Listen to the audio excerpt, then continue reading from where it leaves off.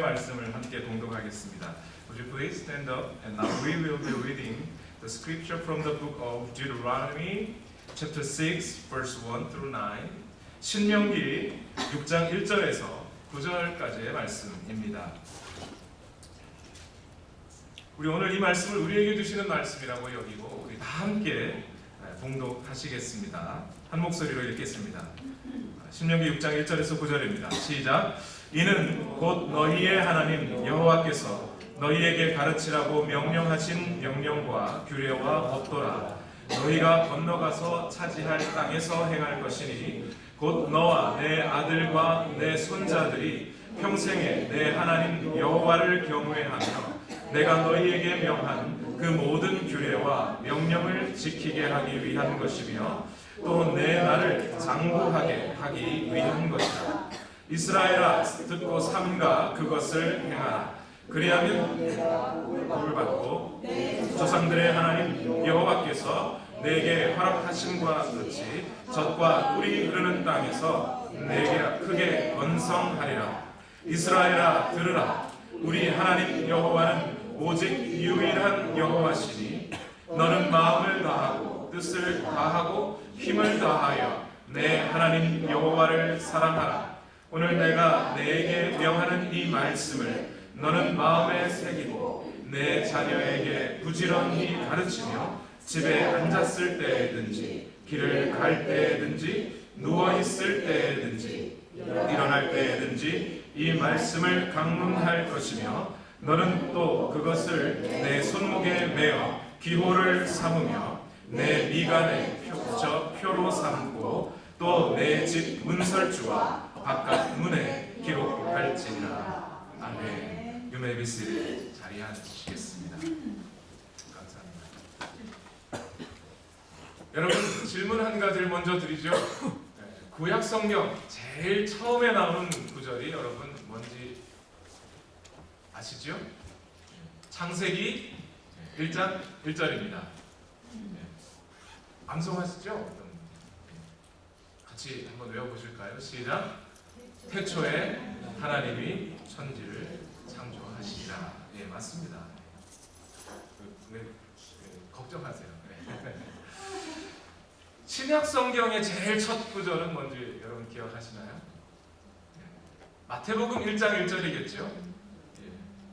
다윗과 아브라함과 다윗의 자손 예수 그리스도의 계보라로 시작합니다. 그리고 신약 성경 맨 마지막 구절은 아시겠죠? 보통 대부분은 아멘 주 예수여 어서 오시옵소서로 알고 있으세요. 그런데 사실은 요한계시록 22장 21절 주 예수의 은혜가 모든 자들에게 있을지어다. 아멘. 그 다음 구절 넘기지 마세요. 넘기시면 안 됩니다. 자, 지금 세 가지 구절 여러분 아셨죠? 구약 성경의 제일 첫 번째 구절을 알고 계시고 신약 성경의 또 첫 번째 구절을 알고 계시고 신약 성경의 맨 마지막 구절을 여러분 이제 아십니다. 그럼 한 가지 남았네요. 뭐가 남았죠? 구약 성경의 맨 마지막 구절이 남아 있어요. 구약 성경의 그 맨 마지막 구절은 어디에 있을까요? 네, 말라기에 있을 겁니다. 말라기서는 구약 성경의 맨 마지막 책입니다. 그렇죠? 지금 안 뒤져보셔도 됩니다. 어차피 가르쳐드릴 거예요. 말라기가 구약 성경의 맨 마지막. 자, 그런데 여러분 말라기서가 구약 성경의 맨 마지막 책이다. 그냥 성경에 여기 그렇게 기록되어 있으니까 그렇게 알면 우리 신앙에 전혀 도움이 되지 않습니다. 그 구약 성경 맨 마지막 책이 말라기다라는 사실이 우리에게 어떤 의미입니까? 구약 성경 그 말라기는 39권의 구약 성경 가운데 맨 마지막 책이니까 다시 말해서 말라기가 구약 성경의 맨 마지막 책이라는 말은 앞으로 400년 동안 말라기가 쓰여진 이후에 마태복음이 다시 쓰여질 때까지 약 400년 동안 아니 하나님께서 말라기를 통해 말라기 선지자를 통해 하나님께서 말씀하시고 예수 그리스도께서 이 땅에 다시 오시기 전 약 400년 동안 앞으로 하나님은 사람들에게 아무 말씀도 하시지 않으실 겁니다. 그 400년 동안 사람들은 하나님의 음성을 듣지 못하고 살았어요. 자, 이제 여러분이 하나님이라고 생각하시고 한번 생각해 보시죠. 여러분이 전지전능한 하나님이십니다. 이제 여러분은 하나님이신데 그 하나님이 이제 자신의 아들을 이 땅에 보내서 모든 인류의 구원의 계획을 이루실 겁니다. 그런데 앞으로 400년 동안은 이스라엘 백성이든 또는 누구든 그 어떤 누구에게도 하나님의 말씀을, 자신의 말씀을 전해주지 않을 거예요. 그 400년 동안 하나님의 백성들은 하나님의 음성을 듣지 못하고 살아갈 겁니다. 그러면 하나님의 입장에서 맨 마지막에 무슨 말을 해야 할까? 앞으로 400년 동안 아무 말도 하지 않을 건데 하나님의 백성들이 하나님의 어떤 말씀을 기억하며 400년 동안 살아가야 하는 것일까요? 그러니까 말라기서의 가장 마지막에 있는 그 말씀은 하나님의 백성들이 앞으로 400년 동안 그 말씀을 기억하고 살아야 할 아주 중요한 말씀이 되는 겁니다. 그 말라기서 마지막 장, 말라기 4장, 그리고 마지막 구절 말라기 4장 6절에 이렇게 기록되어 있습니다. 그가 아버지의 마음을 자녀에게로 돌이키게 하시고 자녀들의 마음을 그들의 아버지에게로 돌이키게 하리라.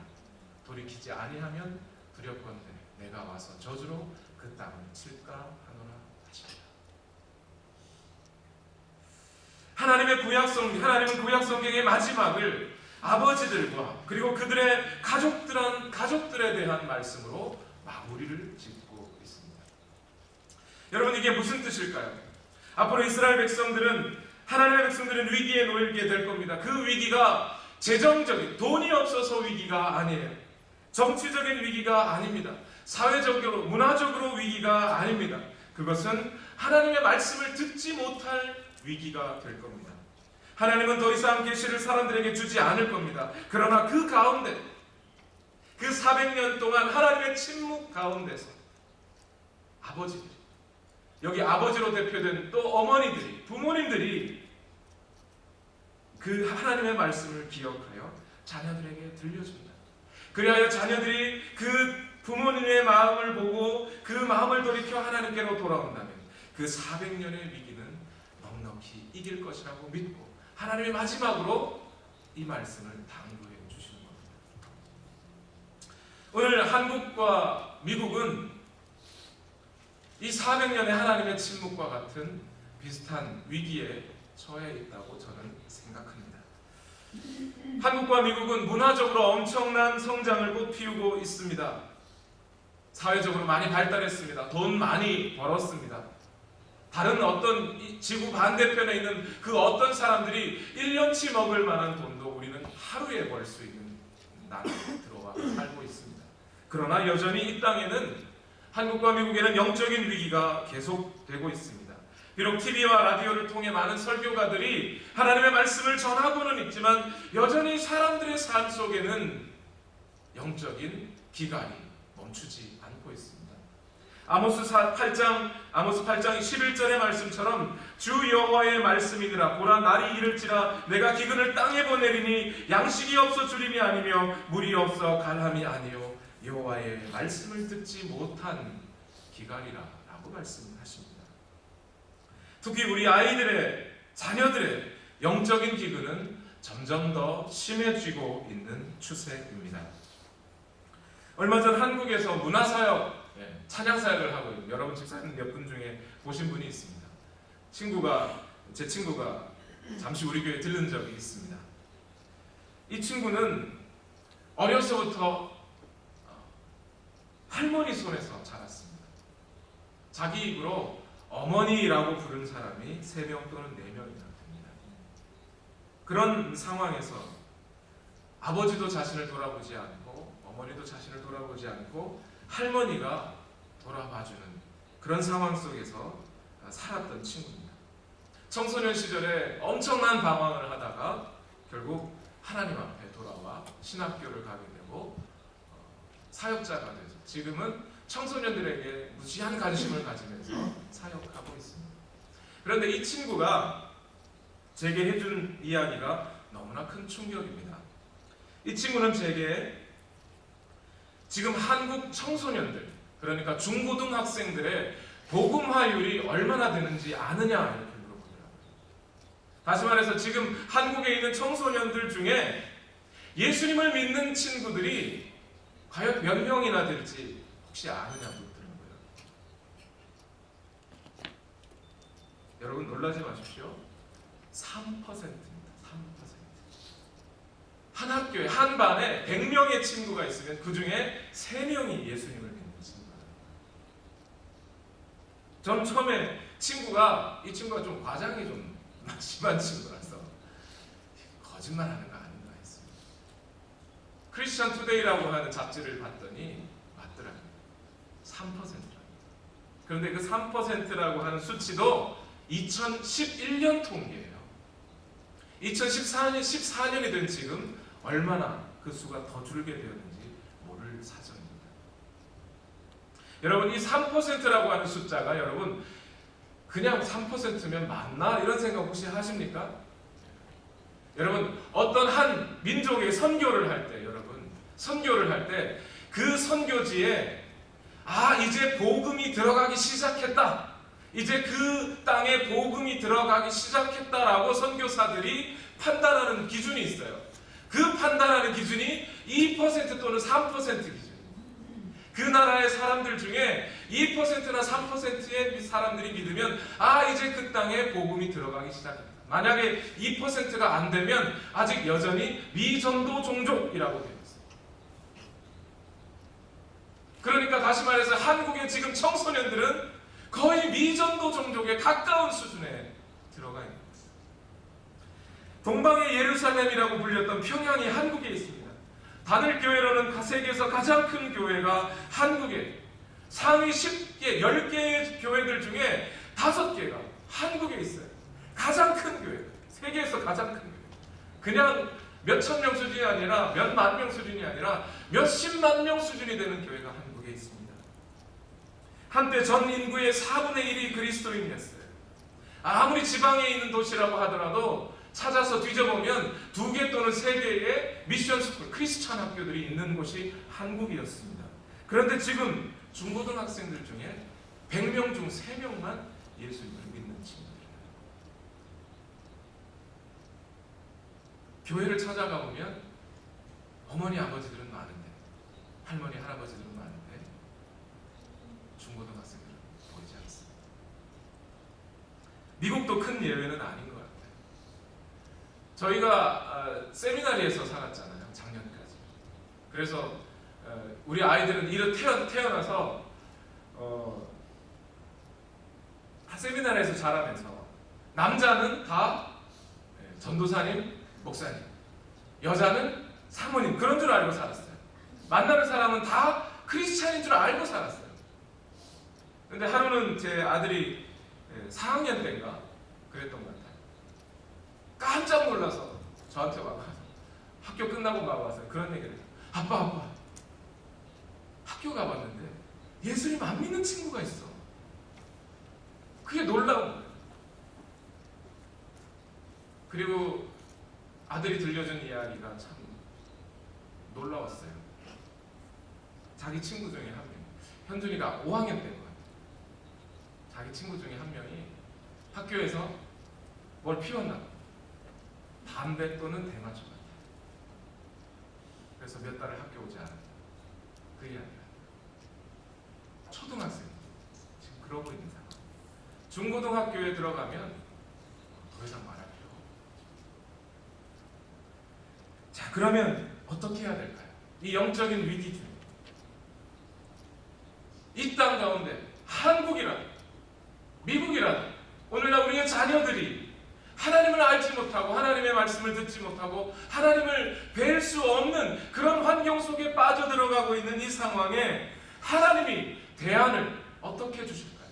하나님은 우리에게 어떤 대안을 주시겠습니까? 저는 오늘 이 본문의 말씀 속에 이 영적인 위기의 시대를 살아가고 있는 우리들에게 하나님의 대안이 있다고 믿습니다.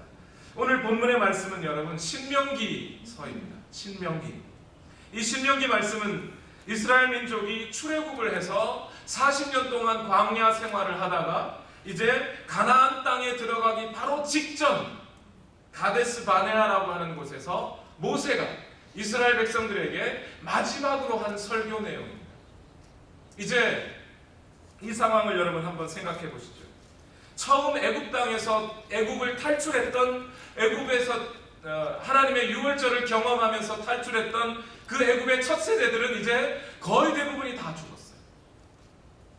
거의 대부분은 광야 생활을 하면서, 광야 생활을 지내오면서 태어났던, 그 광야의 땅에서 태어났던 민족들이 이제 모세 앞에 있는 겁니다.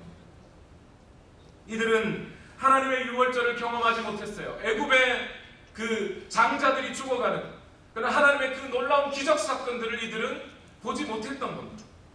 그리고 하나님이 약속하셨던 가나안 땅이라고 하는, 젖과 꿀이 흐르는 땅을 내게 주겠다고 하는 그 하나님의 약속도 직접 들은 게 아니라 그냥 희미하게만 들었던 사람들이에요. 그런 상황에서 이제 가나안이라고 하는 땅에 들어가서 살아야 합니다. 새 땅에 정착하고 살아야 됩니다. 그런데 그 땅을 정찰해 봤더니 그 땅의 사람들은 키가 크고 힘이 세 보입니다. 그 사람들이 우리의 밥이 될지, 우리가 그 사람들의 밥이 될지 모를 그런 상황 속에 들어가 있습니다. 모세는 함께 가나안 땅에 들어갈 수 없다는 소문이 사람들에게 들리기 시작합니다. 지난 40년, 자신들의 평생 동안 모세라고 하는 그 사람 한 사람 가자는 대로 따라서 지금까지 왔는데 이제 새 땅에 들어가서 살아야 하는데 모세는 그 새 땅에 들어갈 수 없다는 이야기가 소문으로 들려오기 시작합니다. 영적인 위기가 찾아옵니다. 바로 이 영적인 위기의 순간에 하나님은 그 대안을 부모들에게 주셨습니다. 하나님은 부모들에게 희망을 갖고 계십니다. 하나님은 이스라엘 백성들에게 이제 가나안 땅에 들어가서 군사력을 키워야 한다. 가나안 땅에 들어가서 경제력을 키워야 한다. 상업적으로 많이 발전해서 그 사람들의 상권을 장악해서 가나안 땅에 있는 다른 사람들, 다른 민족들을 쫓아내라. 이렇게 말씀하시지 않아요. 오늘 본문 신명기 6장 6절과 7절 앞부분의 말씀은 이렇게 말합니다. 오늘 내가 내게 명하는 이 말씀을 너는 마음에 새기고 내 자녀에게 부지런히 가르치라. 먼저 하나님의 말씀을 마음에 새기고 그리고 그 새겨진 말씀을 자녀들에게 가르쳐줘야 합니다. 가나안 땅에 들어가서 겪을 그 영적인 위기를 너희는, 이 너희라고 하는 게 누구겠습니까? 부모들에게 지금 말하는 거예요. 가서 자녀들에게 내가 지금 너희에게 말하는 이 말씀을 너희 마음에 새긴 후 이제 너희 자녀들에게 부지런히 가르쳐 주어라 라고 말씀합니다. 하나님의 말씀이 부모들의 마음속에 자리 잡고 그리고 그 부모들의 입술을 통해, 부모들의 삶을 통해 그 믿음이 자녀들에게 전해지기만 한다면, 그럴 수만 있다면 이 땅에 누가 다스리든, 백악관의 주인이 누구든, 경제적인 주인이 누구든 아무 상관이 없어요. 누가 이 나라를 통치하는지 관계가 없습니다. 중요한 건 부모님 여러분이 어떤 분인가 하는 것이 더욱 중요합니다. 예, 저도 이미 알고 있습니다. 여러분 중에 많은 분들은 이미 자녀들이 많이 자라신 분들이 있을 겁니다. 그래서 더 이상 이젠 뭐 내 말도 안 듣, 나이 30, 40 넘어가지고 내 말도 안 들어. 그러나 분명한 것은 자녀는 자녀입니다. 나이가 80, 90인 부모님의 자녀는 나이가 50, 60, 70일 수 있습니다. 그래도 자녀는 자녀가 아닙니까? 하나님은 그 부모에게 말해주는 것입니다. 내 말을 너희 마음에 새기고 이 말씀을 자녀들에게 부지런히 가르치라. 뿐만 아니라 자녀가 많이 자란 여러분, 이제 손자 손녀도 보시는 거 아닙니까? 그렇죠? 그들에게, 그 손자 손녀들에게 믿음을 전해야 하지 않겠습니까? 저는 어릴 적에 몸이 많이 약했다고 합니다. 저는 잘 모르겠는데 지금 여러분 보시기에 건장해 보이시잖아요. 그죠? 그런데 어릴 때는 맨날 배 아프다 그러고 환절기가 되면 감기가 걸려서 콧물을 막 이렇게 질질 흘리고 살았습니다. 더러워. 그럴 때가 되면 저를 부흥회에 데려간 분이 있어요. 할머니세요. 잠시 그 시절에 제 부모님은 잠시 방황을 하고 계셨고요. 그렇지만 어린 아이는 어떻게든 기도받으면 낫는다는 그 믿음 하나 가지고 저를 부흥회로 끌고 가셨어요.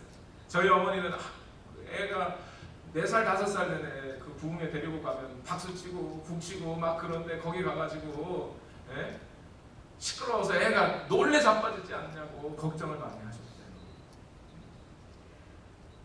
그런데 할머니는 아랑곳 않고 교회 가서 기도해야 한다. 하나님 앞에 아이를 드려야 된다고 하면서 저를 교회로 데려가셨답니다. 오늘 본문 신명기 6장 2절은 이렇게 말합니다. 곧 너와 내 아들과 내 손자들이 평생에 내 하나님 여호와를 경외하며 내가 너에게 명한 그 모든 규례와 명령을 지키게 하기 위하여 오늘 이 말을 한다. 제게는 제 할머니도 믿음의 영웅이 되십니다. 그러면 우리 부모님들은 우리 세대에 주어진 이 영적인 위기를 타개하고 자녀들에게 믿음을 전수해주기 위해 무엇을 해야 됩니까? 몇 가지, 저는 다 4가지로 빨리 말씀을 드리려고 합니다. 잘 기억해 주십시오. 첫 번째, 우리 부모님들은 자녀들에게 이것을 가르쳐 주어야 합니다. 그것이 뭐냐면 하나님만이 유일한 하나님이시라는 사실을 가르쳐 주셔야 합니다. 하나님, 우리가 믿는 하나님, 그 하나님만이 온 땅 위에 위대한 유일한 하나님이시라는 사실을 가르쳐 주셔야 합니다. 오늘 신명기 6장 4절과 5절의 말씀, 이 말씀을 흔히들 레마라고 해요. 레마의 말씀이라고 합니다. 이 레마라는 말은 히브리어로 들으라 이런 말이에요. 레마 이스라엘 그러면 들으라 이스라엘아 이런 뜻입니다. 그런데 이 말씀이 히브리 민족들은 이 말씀을 자신들에게 주신 하나님의 유일한 말씀이라고 믿고 살아요. 이 말씀 때문에 이 말씀에 근거하여 하나님은 바로 다른 어떤 사람들보다 오늘 우리를 택하셨다는 믿음을 히브리인들이 갖게 된 말씀입니다. 그러니 이 말씀은 너무나 중요한 말씀이지요. 그리고 이 말씀은 사람들에게 가르쳐져야, 자녀들에게 가르쳐져야 할 말씀입니다.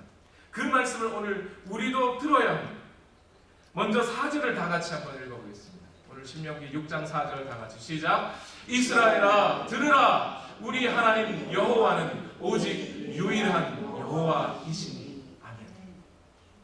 이스라엘아 들으라. 레마 이스라엘 한 다음에 하나님이 바로 이 말을 너희 자녀들이 기억하게 해라. 이 말이 뭐냐면 우리 하나님 여호와는 누구의 하나님이요? 우리 하나님이라. 우리 부모님들의 하나님이며 동시에 너희 자녀들의 하나님이라는 사실을 가르쳐주라는 말이죠. 그리고 그 여호와는 어떤 하나님이세요? 오직 유일한 만왕의 왕이신 온 땅 위에 높으신 이 세상의 모든 신보다 뛰어난, 아니 다른 신들은 아무것도 아닌 그런 하나님, 유일한 하나님이라는 사실을 너도 기억하고 너희 자녀들에게도 가르치라. 이렇게 말씀하십니다. 부모님들은 일반적으로 자녀들이 좋은 집에서 자라기를 원합니다. 가능하다면 훌륭한 교육을 받기를 원합니다. 좋은 직장 갖기를 원하고 좋은 배우자를 만나 잘 살기를 원합니다. 자녀들이 경력을 잘 쌓아서 이 세상에서 훌륭한 위치에까지 나아가기를 바랍니다. 그러면 그렇게 아이가 자랐어도, 자녀가 자랐어도 만약 하나님을 모르는 자녀가 된다면 결국 좋은 관에 들어가서 아름답게 장식된 무덤에 묻히고 훌륭한 장례식을 치러주었다 할지라도 자녀들이 하나님을 모르면 아무것도 아닌 것이죠. 여러분이 만난 하나님, 여러분이 만난 그 유일한 하나님, 이 세상의 주인이신 하나님, 그 하나님을 여러분들의 자녀들에게 전해주십시오. 둘째입니다. 두 번째로, 영적인 위기에서 우리 부모님들이 자녀들에게 가르쳐줘야 할 것은 자녀들이 하나님을 사랑하도록 격려해 주는 것입니다. 자녀들이 하나님을 사랑하도록 가르쳐줘야 합니다. 오늘 본문 신명기 4장 7절을 다 같이 읽어보겠습니다. 4장 7절입니다. 시작. 우리 하나님 여호와께서 우리가 그에게 기도할 때마다 우리에게 가까이 하신 것 같이 그 신이 가까이 함을. 이게 아니네요. 이 절이 맞습니까? 신명기 6장 7절입니다. 죄송합니다. 4장 7절이라고 했군요. 6장 7절입니다. 신명기 6장 7절 다 같이 시작. 너는 마음을 다하고 뜻을 다하고 힘을 다하여 내 하나님 여호와를 사랑하라. 6장 7절 내 자녀에게 인간의 주시며. 제가 잘못 찾았네요. 이 구절이 아닌데요. 6장 5절입니다. 6장 5절입니다. 죄송합니다. 6장 5절. 적어놔야죠. 6장 5절 시작. 너는 마음을 다하고 뜻을 다하고 힘을 다하여 내 하나님 여호와를 사랑하라. 아멘. 부모님들이 자녀들이 하나님을 섬기고 사랑하도록 가르쳐야 합니다. 그런데 여러분, 우리가 자녀들에게 가르쳐야 할 이 사랑이 어떤 사랑인지 혹시 아십니까? 이 사랑은 좀 특별한 사랑이에요. 여러분의 자녀들이 너희 자녀들에게 너희가 하나님을 사랑해야 한다고 가르칠 때 이 사랑은 좀 특별한 사랑이에요. 어떤 사랑이냐면 마음을 다한 사랑, 뜻을 다한 사랑, 힘을 다한 사랑을 말하는 거예요. 연인 관계를 한번 생각해 보시죠. 한 총각이 있고 처녀가 있습니다. 근데 총각이 처녀를 사랑하는데 절반만 사랑합니다. 같이 영화를 보러 갔어요. 영희와 철이라고 할까요? 철이 씨가 영희 씨를 사랑합니다. 영희야, 너 좋아하는 영화 보러 가자. 그래서 영화 보러 갔어요. 영화를 보러 가서 앉았는데 절반만 보다가 나와요. 재미없다고. 영희 씨가 좋아하는 음식을 먹는데 절반만 같이 먹어줍니다. 철이 씨가 영희 씨를 사랑하는데 절반만 사랑해줍니다. 다른 절반은 다른 여자를 사랑합니다. 이 사람은 절대 영희 씨를 만족해 줄 수 없는 거죠. 만약 여러분이 하나님을 사랑하는데 절반만 사랑한다고 생각해 보십시다. 주일에 예배를 드려요. 예배를 드리는데 절반만 드립니다. 앞에 잘라먹고 뒤에 잘라먹고 중간만 드립니다. 11조를 드려요. 그런데 다 드리지는 않습니다. 절반만 잘라서 드립니다. 일주일 중에 주일날은 말씀도 읽고 기도도 하는 것 같습니다. 그런데 다른 월, 화, 수, 목, 금, 토요일에는 아무것도 하나님을 찾지 않습니다.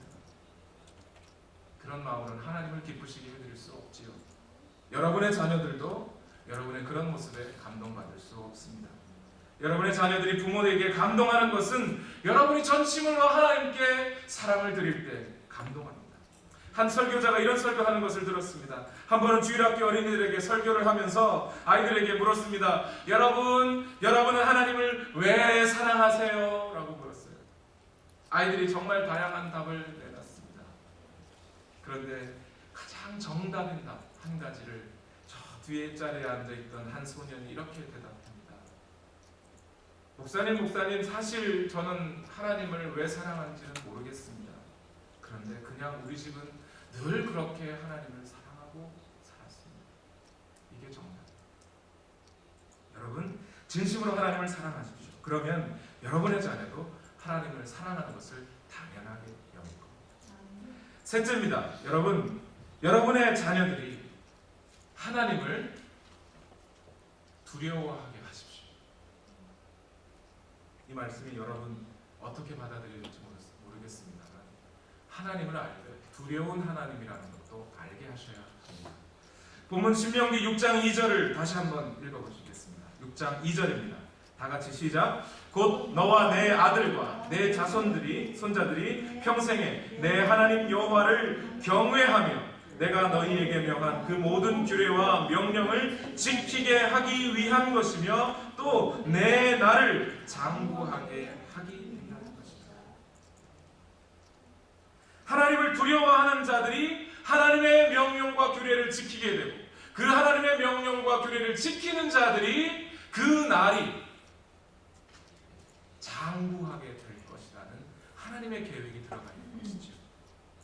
여러분의 자녀들이 잘 되고 장수하기를 원하십니까? 그렇다면 그 자녀들을 하나님을 경외하는, 하나님 경외, 좋은 한자라서 좋은 말 같은데요.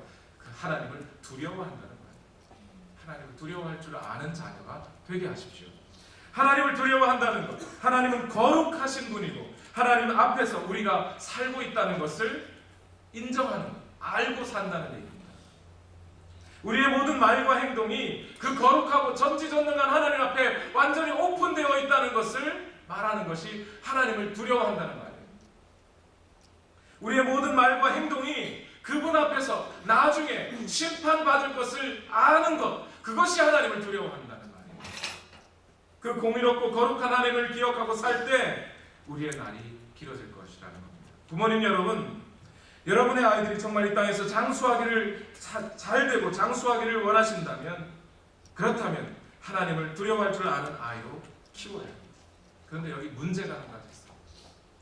오늘날 현대의 아이들, 자녀들은 아무도 두려워하지 않는 상태로 키워진다는 겁니다. 한 공립학교 선생님이 학교를 일찍 은퇴하려고 결심을 했답니다. 그리고 왜 그러냐고 그 이유를 묻는 사람에게 다음과 같이 대답했답니다. 일선 선생님들은 교장 선생님을 두려워합니다. 그렇죠? 교장 선생님들은 장학사, 슈퍼인텐던트라고 하나요? 장학사를 두려워합니다. 장학사들은 학교위원회를 두려워합니다. 학교위원회는 학부모들을 두려워합니다. 그런데 학부모들은 아이들을 두려워합니다. 그리고 아이들은 아무도 두려워하지 않습니다. 이건 제 경험이에요. 제가 신학교를 졸업하고 결혼하기 전에 잠시 학원에서 아이들을 가르친 적이 있습니다.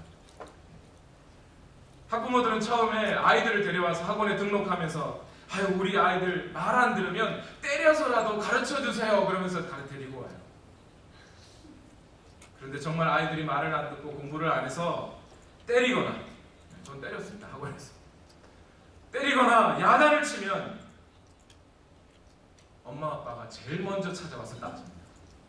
아니, 우리 아이가 뭐 그렇게 잘못했다고, 애 말 들어보니까 애가 별로 잘못한 것도 없던데 애를 그렇게 윽박질러가지고 기를 죽이냐고 엄마 아빠들이 먼저 찾아와서 윽박질러요. 그러면서 오히려 선생님들을 인격 파탄자로 몰아갑니다. 그 선생이 이상한 사람이라고 가르칩니다. 그 후로 아이는 절대 선생님을 두려워하지 않습니다. 요즘은 아이가 중고등학생 때뿐만이 아니라 대학생이 돼도 그런다고 하더라고요. 성인이 돼도 부모님들이 이렇게 한다고 합니다. 한국은 매우 심하죠. 그래서 제가 사역자들을 야단을 안 칩니다. 농담이고요, 여러분 아시죠? 사역자님들 야단 치면 사역자님 부모님 저한테 찾아서 역살나. 농담입니다. 그러면 우리 아이들을 어떻게 두렵게 만들 수 있을까요? 어떻게 하나님을 두려워하는 자녀로 만들 수 있겠습니까? 그것은 여러분 부모님들이 하나님을 두려워하시는 겁니다. 부모님들은 아이들을 두려워하지 말고 먼저 하나님을 두려워하고 하나님의 계명을 지키셔야 합니다. 그래야 아이들도 하나님을 두려워하게 되어 있습니다. 두 형제를 키우는 부부가 있었습니다. 하루는 아버지가 먼 출장에 갔어요. 그러자 어느새 형이, 5살 난 형이 아버지 노릇을 하는 겁니다. 저녁을 먹는데 그러더랍니다. 엄마, 오늘은 내가 아빠처럼 할 거야. 엄마가 그럽니다. 그래, 그럼 네가 아빠 자리에 앉아서 밥 먹어. 그런 광경을 보며 둘째 아이가 첫째 아이에게 묻습니다. 좋아, 형이 이제 아빠라면 내가 형한테 물을 게 있어. 형, 2 더하기 2는 뭐야?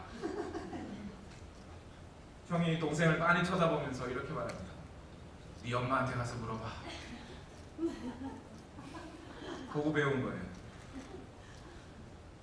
여러분 이런 생각 해보셨습니까? 만일 학교에서 선생님들이 아이들에게 도둑질하면 안 돼! 라고 가르치면서 그 도둑질하면 안 된다고 가르치는 그 칠판이 훔쳐온 거예요. 그럼 아이들이 도둑질하면 안 된다는 말을 듣겠습니까? 부모님들이 아이들한테 거짓말하면 안 돼! 라고 가르치면서 전화가 왔어요. 전화번호 보니까 받기 싫은 사람. 야, 너 받아. 그리고 엄마 없다 그래. 그러면 아이가 거짓말하면 안 된다는 말을 배울까요? 친구들끼리 서로 우애 있게 지내야 한다고 가르치면서 엄마는 맨날 전화만 들면 다른 사람의 뒷담화를 험담을 해요. 그러면 아이들이 친구들끼리 우애 있게 살아야 한다는 걸 배울까요? 부모가 하나님을 두려워하면 자녀도 하나님을 두려워합니다. 마지막입니다. 여러분의 자녀들이 모든 삶의 영역에서 하나님을 기억하도록 가르치십시오. 오늘 본문 신명기 6장 6절에서 9절 말씀을 다 같이 읽어보겠습니다. 6절에서 9절 다 같이 좀 길지만 한번 함께 읽어볼까요? 시작. 오늘 내가 내게 명하는 이 말씀을 너는 마음에 새기고 내 자녀에게 부지런히 가르치며 집에 앉았을 때에든지 길을 갈 때에든지 누워 있을 때에든지 일어날 때에든지 이 말씀을 강론할 것이며 너는 또 그것을 내 손목에 매어 기호를 삼으며 내 미간에 붙여 표로 삼고 또 내 집 문설주와 바깥 문에 기록할지니라. 오늘 전해주신 하나님의 말씀을, 오늘 이 말씀은 뭐라고 해요? 자녀들에게 가르치라. 그런데 그냥 가르치라가 아니라 부지런히 가르치라 그래요. 그래서 시와 때를 가리지 말고 자녀들을 만날 수 있을 때라면 그때를 놓치지 말고 말씀을 강론해 주라고 말합니다. 누가요? 주일학교 선생님들이요? 아니, 부모님들. 말씀을 자녀들에게 나는 말씀을 가르칠 만한 능력이 내게 없는데 어떡하나요? 나는 신학교 간 적도 없고 말씀을 제대로 배운 적이 없는데 어떻게 말씀을 가르치나요? 걱정하지 마십시오. 똑같은 거죠. 여러분이 하나님의 말씀을 기억하고 여러분이 하나님의 말씀을 암송하고 여러분이 하나님의 말씀을 기억하기 위하여 그것을 벽에다 써 붙여놓을 때 자녀들은 그걸 보는 거예요. 여러분들이 하나님의 말씀을 암송하는 그것을 자녀들이 보고 배우는 거예요. 아, 저렇게 살아야 되는 건가 보다. 저렇게 하나님의 말씀을 암송해야 되는 건가 보다. 저렇게 기도해야 되는가 보다. 저렇게 찬양하고 살아야 되는가 보다. 그렇게 아이들은 배우게 된다는 거예요. 여러분, 지금 당장 여러분의 자녀가 믿음의 길에 서 있지 않을 수도 있어요. 그러나 여러분, 걱정하지 마십시오. 여러분 자신이 하나님을 섬기는 모습이 여러분의 자녀들의 뇌리에 박혀 있다면 분명히 그 자녀는 하나님 앞에 돌아오게 되어 있습니다. 제 아버지도 젊은 시절에 잠시나마 방황하시던 순간이 있었습니다. 그러나 하나님께로 돌아왔어요. 제 아버지가 하나님 앞에 돌아오실 때 어떻게 돌아오는지 여러분 아시나요? 제 할머니가 6.25 전쟁 때 남편을 잃고 조금 지나 첫 아들 잃고 둘째 딸은 시집 보내고 그렇게 청산과부처럼 혼자 사셨어요. 6.25 이후에 한국은 경제적으로 정치적으로 완전히 피폐해진다는 거예요. 아무도 이 젊은 과부를 돌아봐 주지 않습니다. 누구도 찾아주지 않고 돌봐주지 않습니다. 제 할머니가 붙잡았던 건 하나님밖에 없는 거예요. 맨날 찾아가서 하나님 앞에 기도하고 찬양하고 예배드리고 떡장사에서 목사님 그 시골교회 오는 사람들, 오는 사역자들을 대접하고 그거밖에 할 수 있었던 게 없어요. 제 할머니가 했던 그겁니다. 그런데 제 아버지는 젊어서 잠시 하나님을 잠시 놓았다가 다시 하나님 앞으로 돌아올 때 제 할머니를 기억하시고 어릴 적에 할머니가 드리던 예배 드리던 예배당, 할머니가 기도하던 그 기도 장소, 아, 이 교회에서 우리 어머니가 예배 드렸지. 여기서 하나님을 붙잡고 그 영적인 위기의 상황을 버텨내셨지.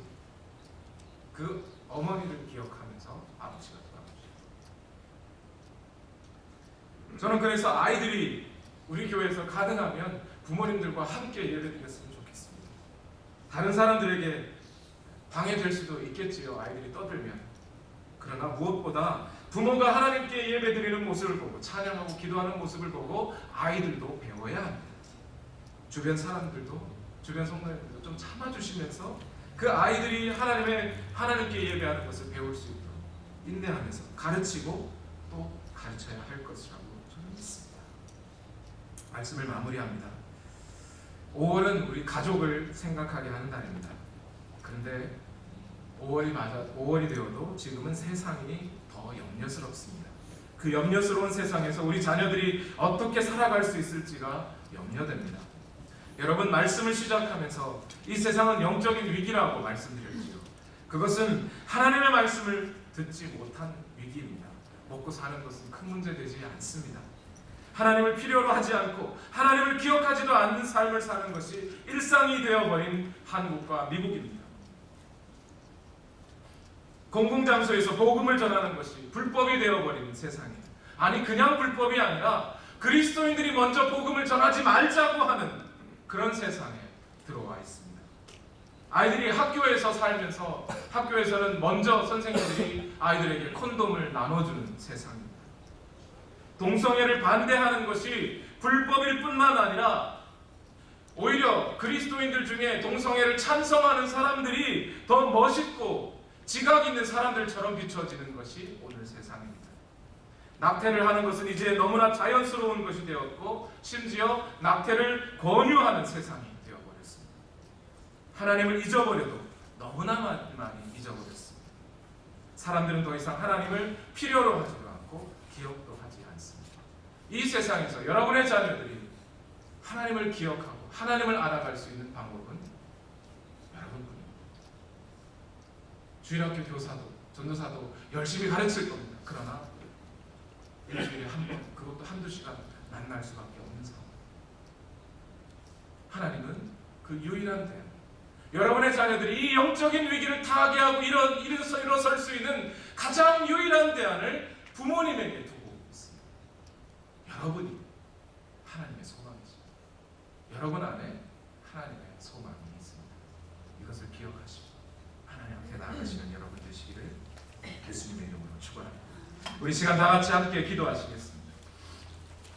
우리 함께 기도하실 때 하나님